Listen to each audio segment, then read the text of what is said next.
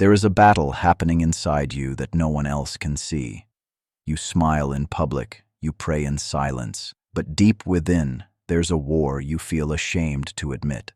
Lust. It doesn't just knock once. It lingers, it whispers, it pulls you back just when you thought you were free. And the most painful part is not the temptation itself. It's the question that follows. God, if you love me, why do you let me struggle like this? You've tried to resist. You've made promises. You've asked for forgiveness more times than you can count. Yet somehow you find yourself circling back to the same place, facing the same weakness, carrying the same quiet disappointment that no one else knows about.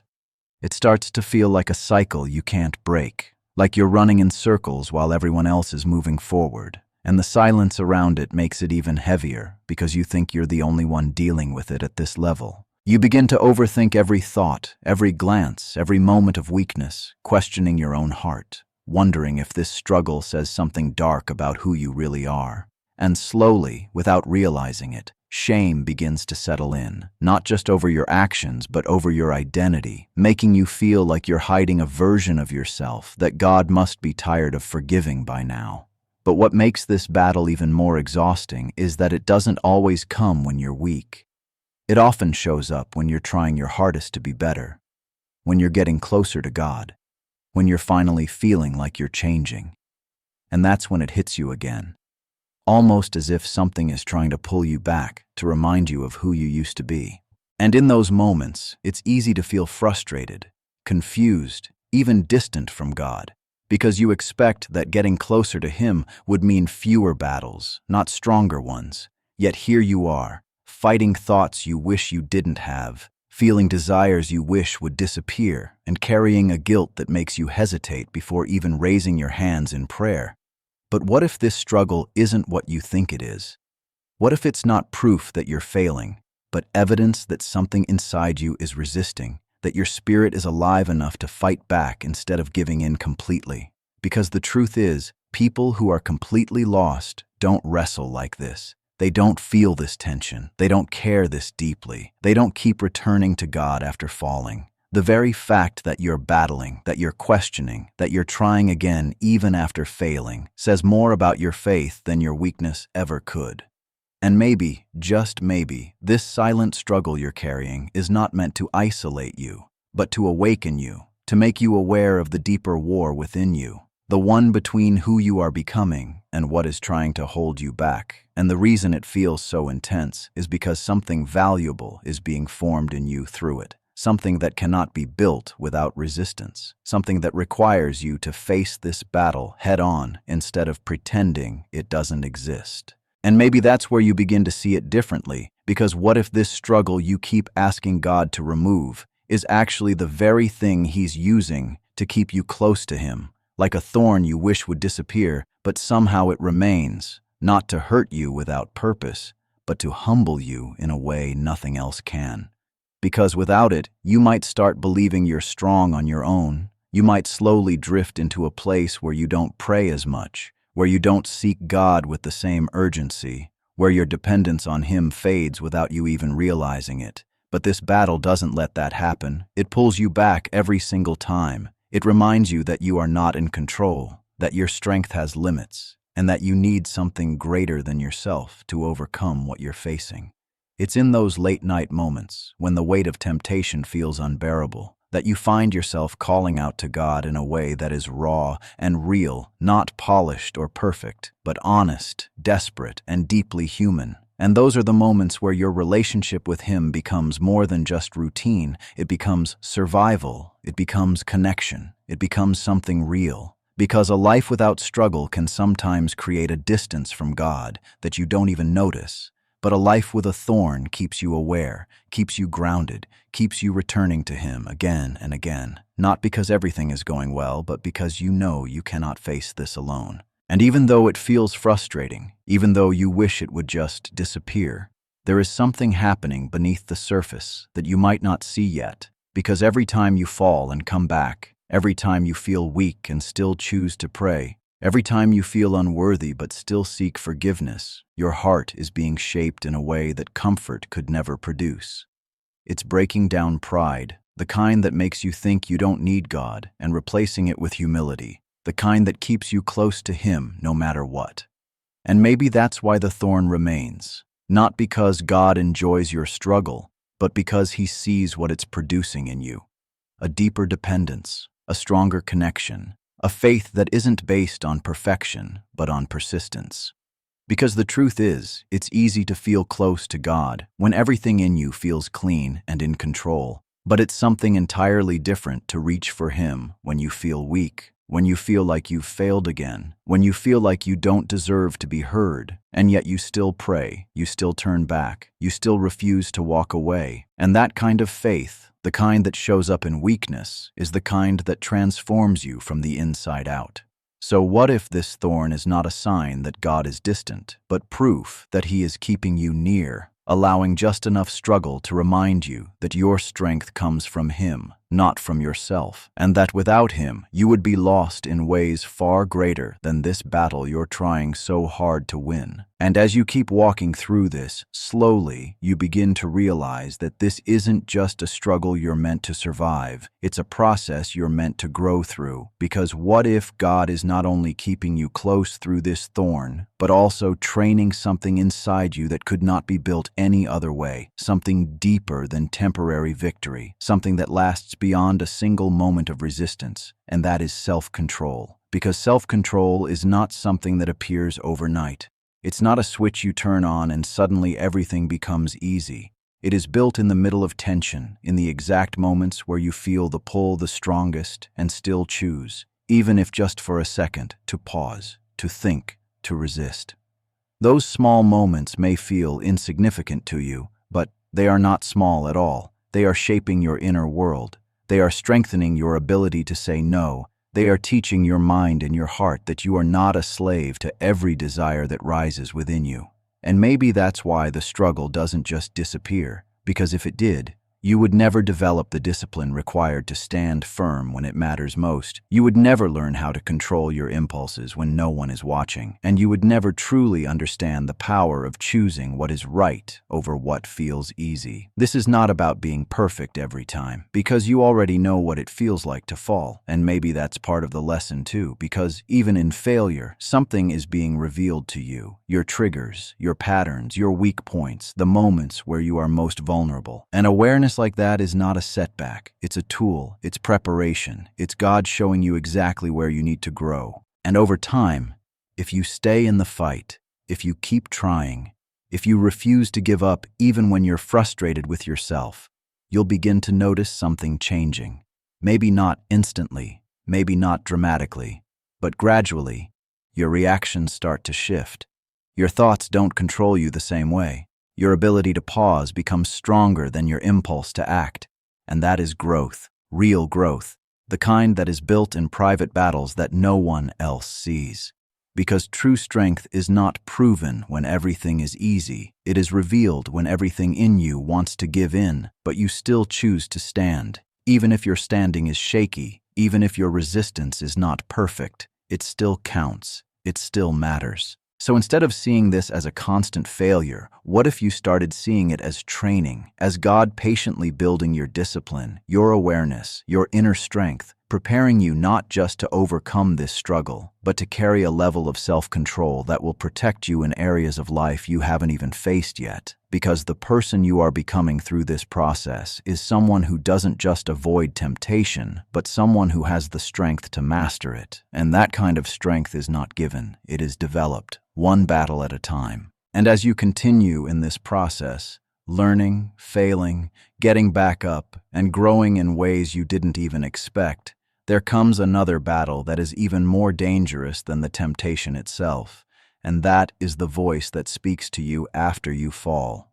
The one that doesn't just point out what you did, but tries to define who you are because of it. And this is where you have to understand the difference between conviction and condemnation.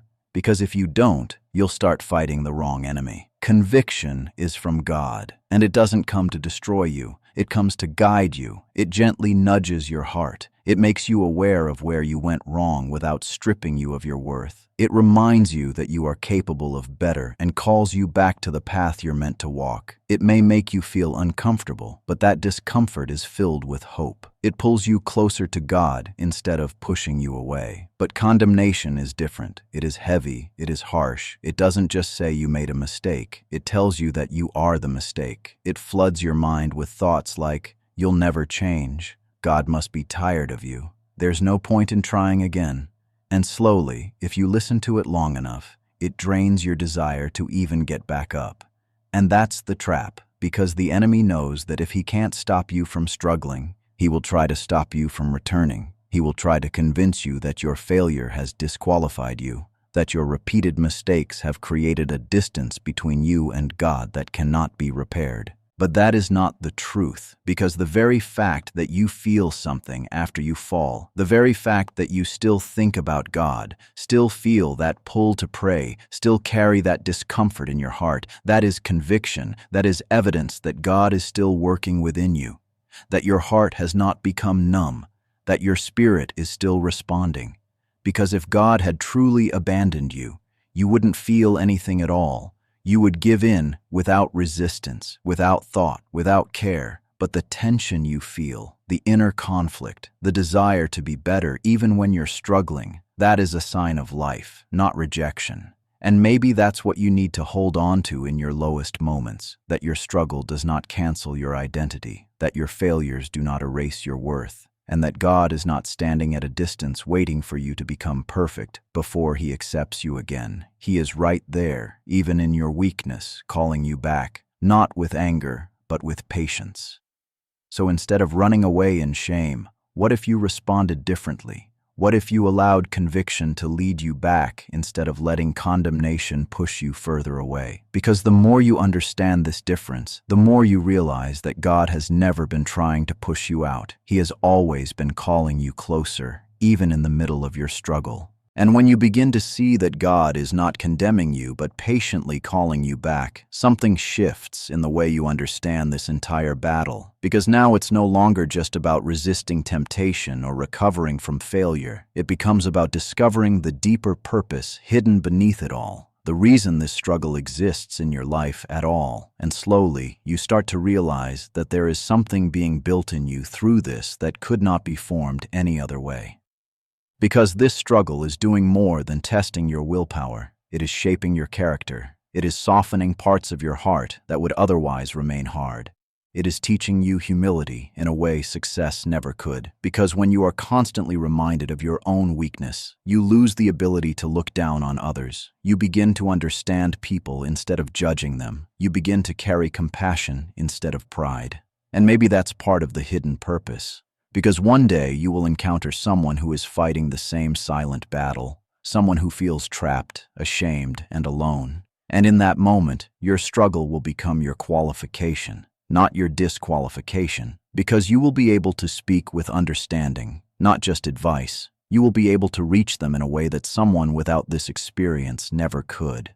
But it goes even deeper than that, because this process is also teaching you patience, and patience is something that cannot be rushed. It is developed in seasons where change feels slow, where progress is not always visible, where you have to keep going even when you don't feel like you're moving forward. And that kind of endurance shapes a strength within you that is steady, not temporary. And at the same time, it is teaching you dependence on God in a way that goes beyond surface-level faith. Because you are learning that you cannot overcome everything by yourself, that real transformation requires surrender, that true change happens when you stop relying only on your own strength and start leaning fully on Him. And perhaps the most powerful part of this hidden purpose is the way it redefines how you see yourself, because little by little, you begin to understand that your identity is not your struggle, it is not your temptation, it is not even your failure. Your identity is found in your willingness to keep fighting, to keep returning, to keep choosing growth even when it's hard. And that changes everything, because now you're not just someone trying to escape a weakness, you are someone being shaped into strength. Someone being refined through pressure, someone becoming more aware, more disciplined, more connected to God than you ever were before. So what if this struggle you've been asking God to take away is actually part of the process He's using to transform you, not overnight, not instantly, but deeply, permanently, in a way that will impact not just this area of your life, but every part of who you are becoming? Because the hidden purpose was never to break you. It was always to build you into someone stronger than you ever imagined. And as all of this begins to come together, as you start to see the purpose, the growth, the quiet transformation happening within you, there is one truth that you need to hold on to more than anything else, especially in your lowest moments. And that is this: you are not fighting this battle alone, even if it feels like it, even if the silence makes it seem like no one understands, even if the weight of it convinces you that you have to carry it by yourself. Because the reality is, God has never stepped away from you, not in your strongest moments and not in your weakest ones either. He has been there through every thought you struggled with, every temptation you tried to resist, every time you fell and every time you got back up again, even when you felt too ashamed to pray, even when your words felt empty, even when you thought He might be disappointed in you. He was still there, closer than you realized, watching, understanding, and patiently walking with you through it all. And maybe the reason it feels so lonely is because this is a battle that happens in the hidden parts of your life, in your mind, in your private moments, in the spaces where no one else can see what you're going through. But just because people don't see it doesn't mean God doesn't. He sees every detail, every effort, every silent victory that no one celebrates, every small decision you make to try again, and none of it goes unnoticed. And more than just seeing, He is strengthening you in ways you don't always recognize, giving you the ability to keep going when you feel like giving up, giving you the awareness to catch yourself when you're about to fall, giving you the courage to return even when shame is trying to push you away. Because if you were truly alone, you would have stopped fighting a long time ago. You would have given in completely without any resistance, without any desire to change. But the fact that you are still here, still trying, still listening, still searching for a way to overcome, that is evidence that something greater is holding you up even when you feel weak. And sometimes that support doesn't come in the way you expect. It doesn't always feel like a sudden removal of temptation or an instant breakthrough. Sometimes it shows up as quiet strength, as the ability to endure, as the decision to try one more time when you thought you were done. And that kind of strength is not something you create on your own. It is something that is being given to you in the middle of your struggle.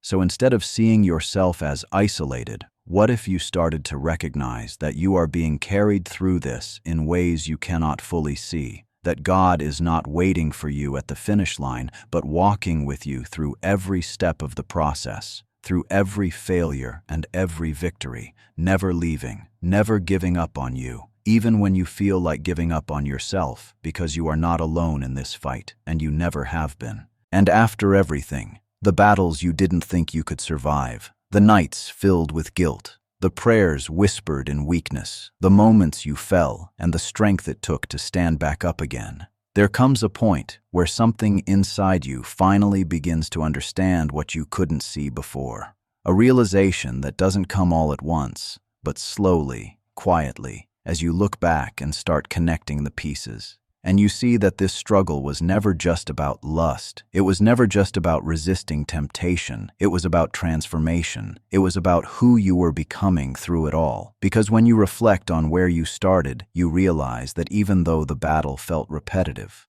you are not the same person you were before. Your awareness is deeper, your heart is more sensitive, your dependence on God is stronger, and your understanding of yourself has grown in ways that comfort and ease could have never produced. And that's when it hits you. The thorn you once begged God to remove was never meant to destroy you. It was meant to shape you, to refine you, to strip away the illusion that you could rely on your own strength and replace it with a faith that is real, tested, and unshakable. Because now you don't just seek God when everything is going well. You seek Him in your weakness, in your confusion, in your need, and that kind of relationship is deeper than anything you had before. And you begin to see that every moment of struggle carried a purpose. Every fall taught you something. Every time you returned, built a resilience within you that cannot be easily broken. And suddenly the shame that once defined this part of your life starts to lose its power because you understand that your story is not one of failure, but of growth, persistence, and transformation.